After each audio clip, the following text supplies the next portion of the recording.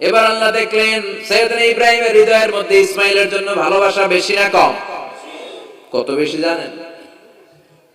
সাইয়েদনা ইসমাইল যখন দুনিয়াতে এসেছে তখন সাইয়েদনা ইব্রাহিম আলাইহিস সালামের বয়স ছিল 86। কত? আপনাকে বাগেরহাটে 86 বছর বয়সে কারো বাচ্চা কাচ্চা হয়?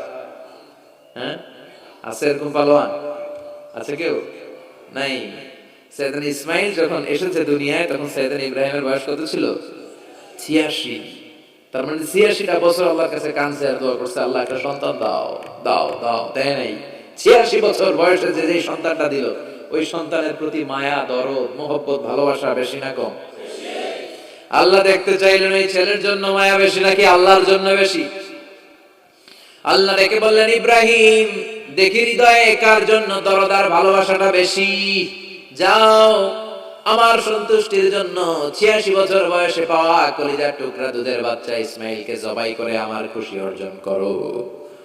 জবাই করো, স্যাক্রিফাইস করো, আমার জন্য উৎসর্গ করো। এরপর ওনার ছেলের সাথে কি বললেন আছে না নাই?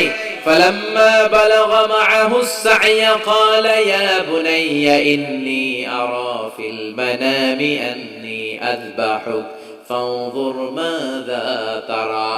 দুধের বাচ্চা ছোট্ট ইসমাইল ডেকে বলে, ও ইসমাইল আমি স্বপ্নে দেখেছি আমি তোমারে জবাই করছি, এখন কি করব? সুবহানাল্লাহ।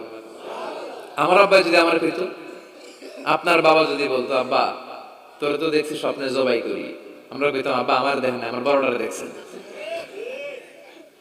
কথা কন। আমরা বলতাম ছোটটারে দেখছেন, ওইটারে জবাই করেন, মাইজাডারে করেন, বড়ডারে করেন, আইন আই হাইতান্ন। সুবহানাল্লাহ কইবেন না? কি বাবা, কি ছেলে! ইন্নী আরা ফিল মানামি আন্নী আযবাহুক ফানজুর মাযা তারা। ইসমাইল স্বপ্নে দেখেছি তোমারে জবাই করতেছি, কি করব কও?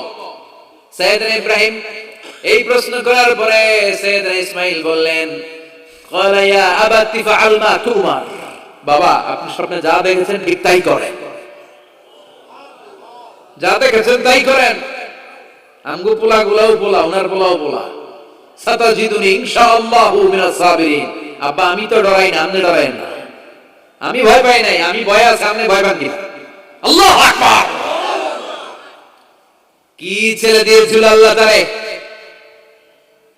ইফআল মা তুমার সাতাজিদুনি ইনশাআল্লাহু মিনাস সাবিরিন। ও বাবা আপনি ভয় পায়েন না, ইনশাআল্লাহ আপনি আমারে ধৈর্যশীল দেখতে পাবেন, আপনি আমারে ধৈর্যশীল দেখতে পাবেন। তাহলে ছেলের সাথে কি কথা হয়েছে কোরআনে আছে না নাই? বলতে দেরি, ছুরি নিয়ে গলার মধ্যে ছুরি চালাতে 1 সেকেন্ডও দেরি করে নাই। সুবহানাল্লাহ পড়েন। তার মানে এই পরীক্ষায়ও আল্লাহ বলেন, কাদ সাদ্দাকতা রুইয়া ইন্না কাযালিকা নাজজিল মুহসিনিন। ইব্রাহিম ছুরি আর চালায়ও না। ইসমাইলকে মারা আমার উদ্দেশ্য না, তোমার হৃদয়টা দেখা উদ্দেশ্য। এই ইসমাইল মরে গেলে তো সব ঘটনা উলটপালট লেগে যাবে, কারণ আখিরি জামানার পয়গম্বর বিশ্বনবী মুহাম্মদ রাসূলুল্লাহ সাল্লাল্লাহু আলাইহি ওয়াসাল্লাম এই ইসমাইলের বংশে পৃথিবীতে আগমন করবে। চিল্লায় কোন ঠিক কিনা? ইসমাইলকে বাঁচিয়ে রাখা আল্লাহর জন্য ওয়াজিব, আল্লাহ নিজের জন্য এটাকে আবশ্যক করেছেন। সুবহানাল্লাহ পড়েন। ক্রিম ইমাজিন কি স্যাক্রিফাইস তিনি করেছেন, প্রতিটা পরীক্ষায় পাস। পরীক্ষার ফলাফলে আল্লাহ কি বললেন, তোমার আমি কি বানাইলাম? নেতা। নেতা হওয়া এত সোজা না। লিডারশিপ কোয়ালিটিটা অনেক গুরুত্বপূর্ণ কোয়ালিটি, এটা চাইলেই পাওয়া যায় না। এটা নিজেকে তিলে তিলে পরীক্ষায় উত্তীর্ণ করে, কষ্টি পাথর দিয়ে যাচাই বাছাই হওয়ার পরে নিজেকে প্রমাণ করে করে নেতা হতে হয়। চিৎকার করে বলেন ঠিক কিনা? আল্লাহ বললেন, আমি আমার খলিলরে খালি পরীক্ষার উপর পরীক্ষা নিলাম। যারে আল্লাহ ভালোবাসে বেশি তার জীবনে পরীক্ষা। বিশ্ব নবীরে আল্লাহ বুঝাতে চাইলেন, ও আমার নবী আপনার জীবনটা পরীক্ষাময়। এত পরীক্ষা দেখে বিচলিত হওয়ার কিছু নাই, টেনশনে পড়ার কিছু নাই, নিরাশ হওয়ার কিছু নাই। আপনার পিতা ইব্রাহিমকেও এরকম অনেকগুলো আমি পরীক্ষা নিয়েছি, আর প্রতিটা পরীক্ষায় আমার ইব্রাহিম খলিল সফলতার সাথে উত্তীর্ণ হয়েছে। আসাদুন নাসি বালাআন আল আম্বিয়া। এই পৃথিবীতে সবচেয়ে বেশি বালা মুসিবত আর পরীক্ষা আসে নবীদের। কাদের?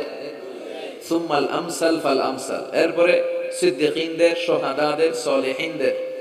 ইবতালা আর রাজুলু হাসাবা দীনি। ব্যক্তির দিনদারি যত বেশি তার উপর আল্লাহর পরীক্ষাও।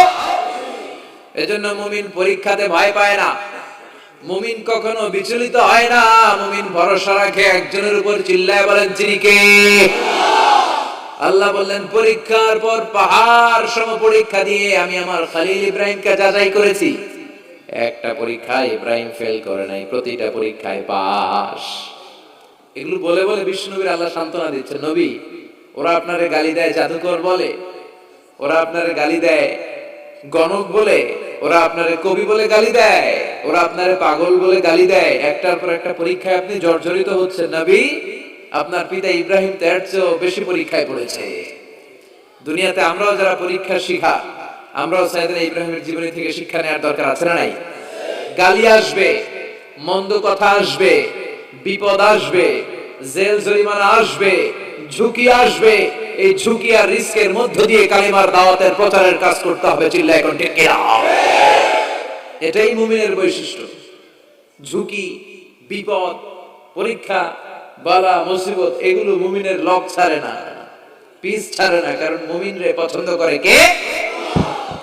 মুমিন খুব ভালো করেই জানে বিপদের পরেই বিজয় দান করবে কে। রাত্রি যত গভীর হয় সুবহে সাদিকের সময় কাছে আসতে থাকে, গর্ভবতী নারীর পেটের ব্যথা যত বাড়তে থাকে, নতুন মেহমান দুনিয়ায় আসার সময় ঘনাতে থাকে, তেমনি ইসলামের পক্ষে যারা কথা বলে তাদের উপর বিপদ, ঝুঁকি, অত্যাচার, অনাচার যত বাড়তে থাকে, কালেমার বিজয়ের সময়টাও কাছে আসতে থাকে, কাছে আসতে থাকে। এই নাজরানা আমাদেরকে দিতে হবে। পরীক্ষায় আমাদেরকে সাইয়েদনা ইব্রাহিমের মতো উত্তীর্ণ হতে হবে। জালিমরা বেশি দিন থাকতে পারে না, এটা ইতিহাস সাক্ষী। কথা বলেন। যারা জুলুম করে তাদের জন্য তো সাহায্য নাই, যারা মাজলুম তাদের জন্য সাহায্য। বদরের প্রান্তরে 313 জন মাত্র দরিদ্র, গরিব, মাজলুম সাহাবী, তাদের জন্য আকাশ থেকে ফেরেশতা দিয়ে নুসরাত সাহায্য করেছে কে? তার মানে মাজলুম আল্লাহর পক্ষে আর জালিমের বিপক্ষে, ঠিক কি না? জালিমের জন্য কোনো সাহায্য নাই, বরং দুনিয়ায় যারা জুলুম করে তাদের ক্ষমতা বেশি দিন থাকে না। ফেরাউন বেশি দিন থাকে নাই, থাকছে? নমরুদ বেশি দিন থাকে নাই, থাকছে? থাকতে পারে না। যারা দুনিয়াতে রক্ত ঝরায় এরা থাকতে পারে, বরং যাদের রক্ত ঝরে তাদেরকে আল্লাহ বিজয় দিয়ে দেয়। আর যারা রক্ত ঝরায় এদের শেষ রক্ষাও হয় না, এরা জান নিয়ে পালাবার সুযোগ পায় না। কথা বলেন। এজন্য পরীক্ষা আসলে মুমিন ভয় পাবে? মুমিনের হৃদয়ে ভয় আছে কার? চিল্লায় বলেন। আল্লাহর ভয় নিয়ে থাকতে হবে। সাইয়েদনা ইব্রাহিমকে একটার পর একটা পরীক্ষায় আল্লাহ ফেলেছেন, একটার পর একটা পরীক্ষায় আল্লাহ ফেলেছেন, কিন্তু এই পরীক্ষায় তিনি গোল্ডেন এ প্লাস। সুবহানাল্লাহ পড়েন। রব্বুল আলামিন বলেন, ওয়া ইয বিতালা ইব্রাহিম রাব্বুহু বিকালিমাতিন ফাতাম্মাহুন্না ক্বালা ইন্নী জাইলুকা লিন-নাসি ইমামা। ও খলিল, একটার পর একটা পরীক্ষা আমি তোমার জীবনে নিয়েছি।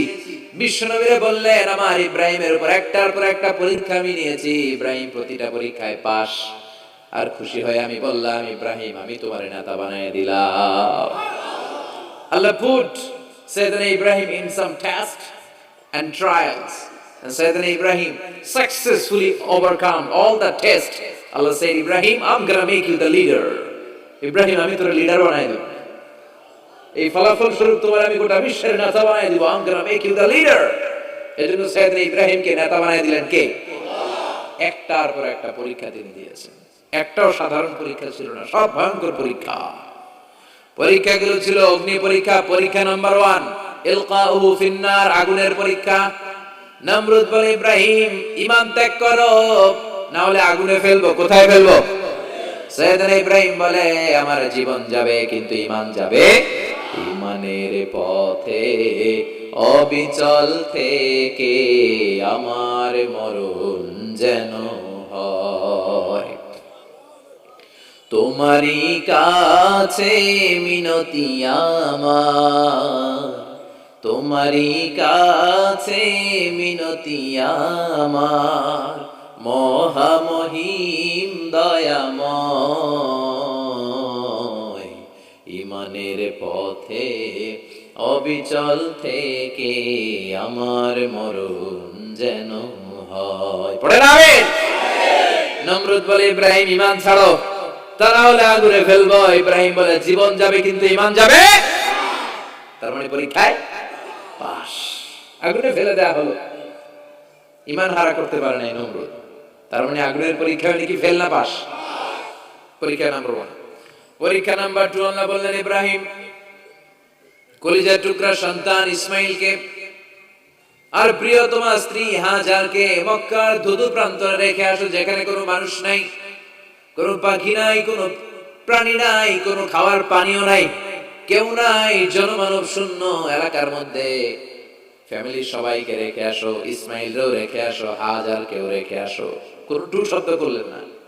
সাইয়েদনা ইব্রাহিম কিছু জিজ্ঞেস করলেন না, বলার সাথে সাথে ওনার স্ত্রী আর কলিজার টুকরা বাচ্চাটারে মক্কার ধুধু প্রান্তরে রেখে দিয়ে আসলেন। এই পরীক্ষায়ও কথা বলেন, এই পরীক্ষায়ও আমাদেরকে যদি আল্লাহ বলে যাও তোমার সন্তান তোমার স্ত্রীকে রেখে আসো সাহারা মরুভূমিতে, পারবেন? হ্যাঁ, কি পরীক্ষা দিয়ে আল্লাহ প্রিয় হয়েছে। তার মানে আগুনের পরীক্ষায় পাস, ফ্যামিলি বিসর্জন দেওয়ার পরীক্ষায় পাস।